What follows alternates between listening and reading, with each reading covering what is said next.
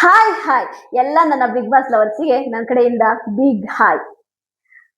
ನೋಡಿ, ಎಲ್ಲರಿಗೂ ಕೂಡ ಎಷ್ಟು ಕುತೂಹಲ ಇದೆ ಅನ್ನೋದಕ್ಕೆ ಒಂದು ಎಕ್ಸಾಂಪಲ್ ಈ ವಿಡಿಯೋ. ನನಗೆ ಏನ್ ಗೊತ್ತಾ, ಸೋಷಿಯಲ್ ಮೀಡಿಯಾದಲ್ಲಿ ನಾನು ಅಷ್ಟು ಆಕ್ಟಿವ್ ಆಗಿರುವ ಪರ್ಸನ್ ನಾನಲ್ಲ. ಆಯ್ತಾ, ನಾನು ಇನ್ಸ್ಟಾಗ್ರಾಮ್ ಅಲ್ಲಿ ಯಾವಾಗ್ಲೂ ಹೋಗಿ ನೋಡೋದು ಅದೆಲ್ಲ ಆ ಆ ಏಜ್ ನಾವು ದಾಟ್ಬಿಟ್ಟಿದೀವಿ. ನಮ್ಗೆ ನಮ್ದೇ ಆದ ಕೆಲಸಗಳು ಇರ್ತವೆ. ನಾವು ಹಂಗೆ ಇನ್ಸ್ಟಾಗ್ರಾಮ್ ಅಲ್ಲಿ ಏನು ಎತ್ತ ಅಂತ ನಾವು ನೋಡ್ತಾ ಕೂರಲ್ಲ. ನಿನ್ನೆ ಒಂದು ವಿಡಿಯೋ ಕೆಳಗಡೆ ನಾನು ಏನೊಂದು ವಿಡಿಯೋ ಹಾಕಿದ್ದೆ, ನಮ್ಮ ಗಿಲ್ಲಿ ಮತ್ತು ನಮ್ಮ ಕಾವ್ಯ ಅವ್ರದ್ದು ಒಂದು ವಿಡಿಯೋ ಹಾಕಿದ್ದೆ. ಆ ವಿಡಿಯೋದ ಕೆಳಗಡೆ ಒಂದ್ ಇಬ್ರು ಮೂರ್ ಜನ ಕಂಟಿನ್ಯೂಸ್ ಆಗಿ ನನ್ಗೊಂದು ಕಮೆಂಟ್ ಮಾಡಿದ್ರು. ಅಕ್ಕ, ಈ ತರ ಕಾವ್ಯ ಅವರು ಒಂದು ಪೋಸ್ಟ್ ಹಾಕಿದ್ದಾರೆ ಇನ್ಸ್ಟಾಗ್ರಾಮ್ ಅಲ್ಲಿ, ಅದ್ರ ಕೆಳಗಡೆ ಒಂದು ಕ್ಯಾಪ್ಷನ್ ಹಾಕಿದ್ದಾರೆ. ಅದ್ರ ಬಗ್ಗೆ ನಿಮ್ಮ ಅನಿಸಿಕೆ ಏನಕ್ಕ? ಅದ್ ಏನದು ನಮ್ಗೆ ಅಷ್ಟು ಅರ್ಥ ಆಗ್ತಾ ಇಲ್ಲ.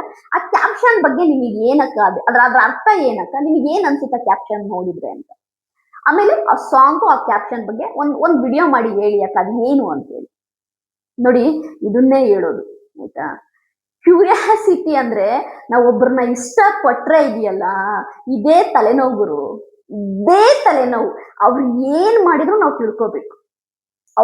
ಅವ್ರು ಏನೇ ಮಾಡಿದ್ರು ಕೂಡ ನಾವು ತಿಳ್ಕೋಬೇಕು. ಅದೊಂದು ಕ್ಯೂರಿಯಾಸಿಟಿ ಆಯ್ತಾ. ಅದು ಏನೂ ಮಾಡಕ್ಕಾಗಲ್ಲ. ನೀವು ಅಂತಲ್ಲ, ನನಗೂ ಕೂಡ ಅಷ್ಟೇ ಕ್ಯೂರಿಯಾಸಿಟಿ ಇರುತ್ತೆ. ಏನಾದ್ರೂ ನಾವು ಇಷ್ಟಪಟ್ಟವ್ರು ಏನಾದ್ರು ಮಾಡ್ತಿದ್ರೆ ತಿಳ್ಕೊಬೇಕು ಅನ್ನೋ ಆಸೆ ನನಗೂ ಕೂಡ ಇರುತ್ತೆ. ಓಕೆನಾ? ಓಕೆ, ನೋಡೋಣ ಅದು ಏನು ಅನ್ನೋದು. ಯಾಕೆಂದ್ರೆ ನೀವಿಷ್ಟು ಹೇಳ್ತಿದ್ದೀರಾ ಅಂದ್ರೆ ನಾವು ನೋಡೋಣ ಅಲ್ವಾ. ಓಕೆ, ನಾವು ನೋಡ್ಬಿಟ್ಟು ಹೇಳೋಣ ಏನು ಅನ್ನೋದು. ಕಾವ್ಯ ಅವರ ಒಂದು ಇನ್ಸ್ಟಾಗ್ರಾಮ್ ಐಡಿ ಓಪನ್ ಮಾಡೋಣ. ಕಾವ್ಯ ಅವರ ಇನ್ಸ್ಟಾಗ್ರಾಮ್ ಐಡಿ ಓಪನ್ ಮಾಡಿದೆ. 7,26,000 ಫಾಲೋವರ್ಸ್ ಇದ್ದಾರೆ. ಗುಡ್ ಕಾವ್ಯ ಅವರಿಗೆ. ಓಕೆ, ಆ ಪೋಸ್ಟ್ ಏನು ಅನ್ನೋದನ್ನು ನೋಡ್ಬಿಡೋಣ ಅಲ್ವಾ. ಯಾಕೆ ಅಂತಂದ್ರೆ ನಿಮಗೆ ಅಷ್ಟೊಂದು ಕ್ಯೂರಿಯಾಸಿಟಿ ಇದೆ ಅಂತಂದ್ರೆ ನಾನು ಅದನ್ನ ಏನು ಅಂತ ನೋಡ್ಬೇಕಂತ ನನಗೂ ಕೂಡ ಆಸೆ ಇದೆ. ಓಕೆನಾ? ಓಕೆ, ಏನಪ್ಪಾ ಅದು ಅಂತಂದ್ರೆ ಇಲ್ಲೇ ಇದೆ ವಿಷಯ. ನಮ್ಮ ಕಾವ್ಯ ಅವರು ಹಾಕಿರುವಂತಹ ಆ ಒಂದು ಕ್ಯಾಪ್ಷನ್ ಏನಿದೆ, ಒಂದು ಫೋಟೋ, ಒಂದು ನೇಚರಲ್ಲಿ ಒಂದು ಫೋಟೋ ಹಾಕಿದ್ದಾರೆ. ನೇಚರಲ್ಲಿ ಒಂದು ಫೋಟೋನ ಅವರು ಹಾಕಿದ್ದಾರೆ. ತುಂಬಾ ಒಂದು ಪಿಂಕ್ ಶರ್ಟ್ ಹಾಕೊಂಡು ಒಂದು ಫೋಟೋ ಹಾಕಿದ್ದಾರೆ. ಯಾವ್ದೋ ಒಂದು ರೆಸಾರ್ಟ್ ಅಂತ ಕಾಣುತ್ತೆ. ಆ ರೆಸಾರ್ಟ್ ಅಲ್ಲಿ ಫೋಟೋ ಹಾಕಿದ್ದಾರೆ. ಇಲ್ಲಿ ಅವ್ರು ಏನಂತಿದೆ ಅವರ ಕ್ಯಾಪ್ಷನ್ ಅಂದ್ರೆ, ವೆಲ್ ಆಯ್ತಾ, ಒಳ್ಳೇದು, well looking forward and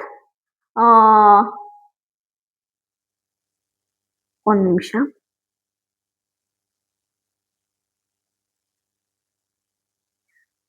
okay, ಒಂದು ಫೋನ್ ಬಂತು ಹಾಗಾಗಿ.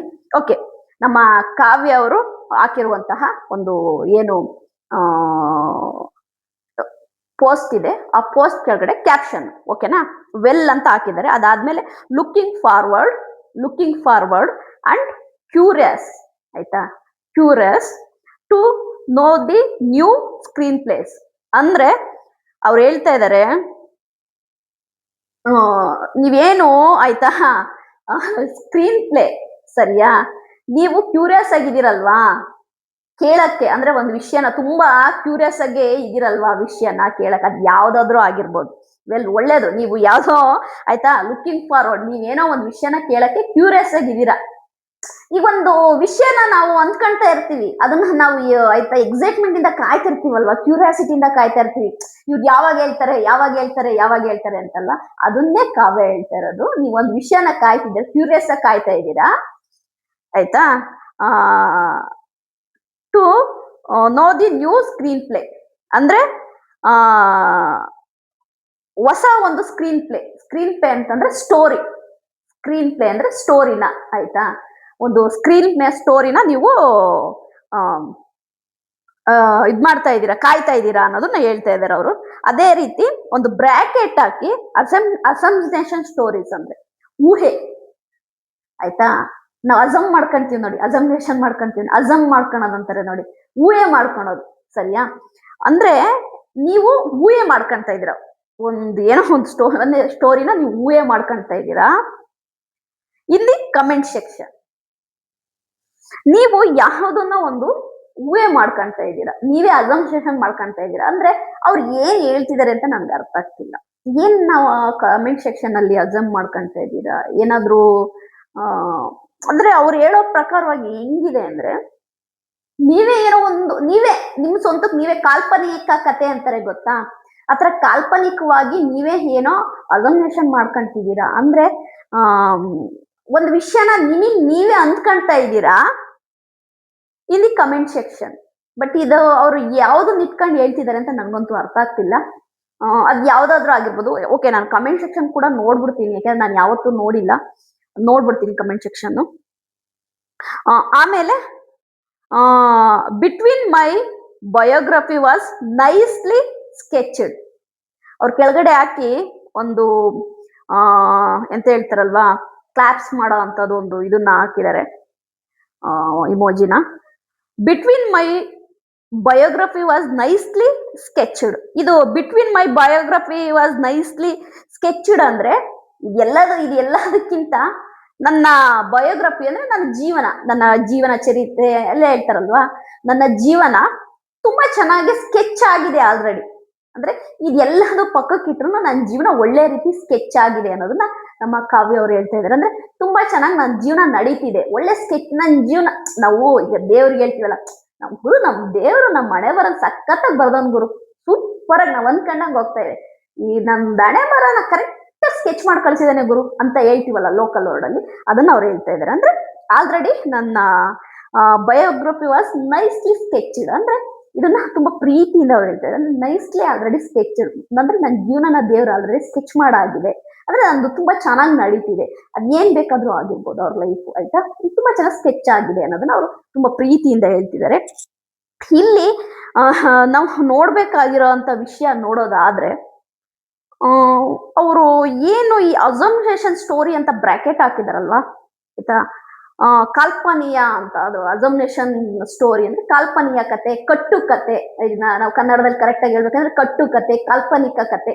ಇದು ಏನು ಬ್ರಾಕೆಟ್ ಹಾಕಿದ್ದಾರೆ, ಇದು ನನಗೆ ಅರ್ಥ ಆಗ್ತಿಲ್ಲ. ಇದು ಯಾವ್ದ್ರ ಬಗ್ಗೆ, ಸಿನಿಮಾದ ಬಗ್ಗೆನಾ, ಇಲ್ಲ ನಾವೇನಾದ್ರೂ ಈಗ ಗಿಲ್ಲಿಯವರ ಸಿನಿಮಾಗೆ ನಮ್ಮ ಕಾವ್ಯ ಅವರು ಹೀರೋಯಿನ್ ಅಂತ ಹೇಳ್ತಿದೀವಲ್ಲ, ಅದೇನಾದ್ರೂ ನೀವ್ ಅಂದ್ಕೊಂತಿದೀರಾ ಅದಲ್ಲ ಅಂತ ಹೇಳಕ್ ಬರ್ತಿದಾರ, ಇಲ್ಲ ಕಮೆಂಟ್ ಸೆಕ್ಷನ್ ನಲ್ಲಿ ನೀವೇನ್ ಅಂದ್ಕೊಂತಿದ್ದೀರಲ್ವಾ ನಾನು ಹೀರೋಯಿನ್ ಅಂತ ಹೇಳಿ, ಅದ್ಯಾವುದು ಅಲ್ಲ, ನೀವು ಸುಮ್ನೆ ಕಲ್ಪನೆ ಮಾಡ್ಕೊಂತಿದ್ದೀರಾ ಅಂತ ಹೇಳ್ತಿದಾರ ಗೊತ್ತಿಲ್ಲ. ಅದೇ ನ್ಯೂ ಸ್ಕ್ರೀನ್ ಪ್ಲೇ ಅಂತ ಹೇಳ್ತಾರೆ, ಅಂದ್ರೆ ನೀವೇ ಒಂದ್ ಸ್ಕ್ರೀನ್ ಪ್ಲೇ ಬರೀತಿದ್ದೀರಲ್ವಾ, ಅದಲ್ಲ ಅಂತ ಏನಾದ್ರು ಹೇಳ್ತಿದಾರ.